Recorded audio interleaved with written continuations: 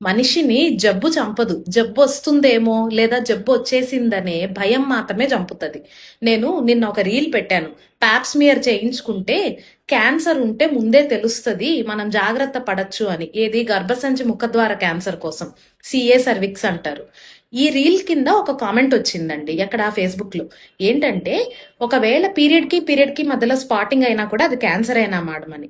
మా తలనొప్పి వచ్చినంత మాత్రాన బ్రెయిన్ క్యాన్సర్ కాదు. అర్థమైంది కదా. దగ్గు వచ్చినంత మాత్రాన కోవిడ్ వచ్చినట్టు కాదు. ఇది కూడా అంతే.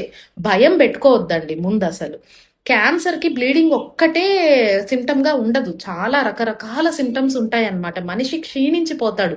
మనకు ముందే అర్థమైపోతుంది. స్మెల్ వస్తుంది, వైట్ డిశ్చార్జ్ అవుతుంది, బ్లీడింగ్ అవుతుంది, మనిషికి ఆకలి తగ్గిపోతుంది, శరీరం శుష్కించిపోతుంది, బాగా ఇబ్బందిగా అనిపిస్తుంది. అందుకే క్యాన్సర్ ముదిరేదాకా ఉండకుండా సంవత్సరానికి ఒక్కసారి పాప్స్మియర్ పరీక్ష చేయించుకోండి అని అవేర్నెస్ రీల్స్ పెట్టాను. అంతే అంతే తప్ప మీరు భయపడాలని కాదనమాట. రీల్ చూసినా అర్థం చేసుకునే విధానం కూడా మారుతుంది. కొంచెం కొంచెం భయాలనేవి తగ్గించుకొని నాలెడ్జ్ పెంచుకోవడానికి ప్రయత్నం చేయండి. అర్థమైందా? సోషల్ మీడియా అనేది చాలా చాలా పవర్ఫుల్.